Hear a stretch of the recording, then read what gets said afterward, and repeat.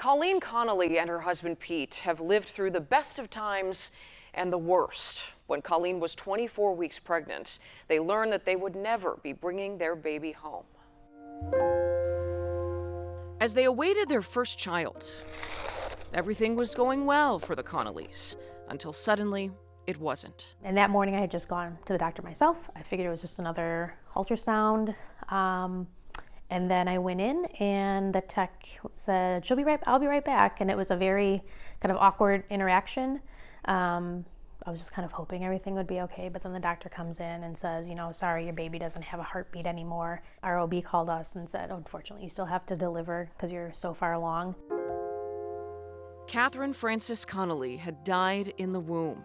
Colleen says the team at Advocate Christ Hospital was remarkable. When she was born, the doctors do everything, and they put her in a like a outfit that we kind of already had brought for her, because they actually encourage pictures, which at the time you're like, how could anyone take a picture of these moments? But it's true, you're never going to get these moments back. It all happened so fast that there was no time to grieve. We went to the hospital, I believe it was a Tuesday. She came Wednesday morning, and we stayed till about noon or so with her on Wednesday.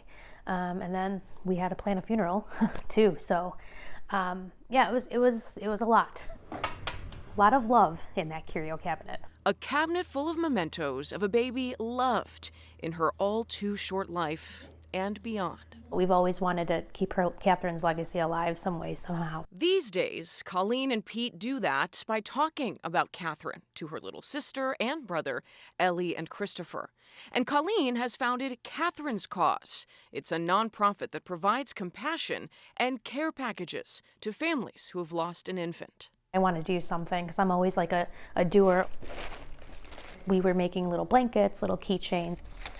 The keepsakes are gathered together in cupcake boxes. We just keep donating them back to the hospital so that nobody has to leave with empty arms. This was the Cause's first big crafting event in February. An army of volunteers packing boxes, and they heard each other's stories. People were talking about their babies they had lost recently or years ago. We have volunteers who say all the time, like, I'm willing to talk to someone if they need me.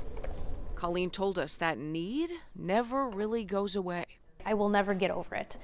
I always say you never learn to get over the grief. All you learn to do is kind of build a life around it, because time doesn't heal. Everything doesn't happen for a reason all the time. Like, those filler statements are very hard. But Colleen believes there is hope, and she wants Catherine's Cause to be a light in the darkness. I just hope that everybody knows that there's a community that they can, and it's a safe space where you can openly and freely say your baby's name and talk about your baby and know that they're not alone. Because of privacy concerns, Colleen doesn't know who gets those care packages, but she calls them gifts between friends who just haven't met yet.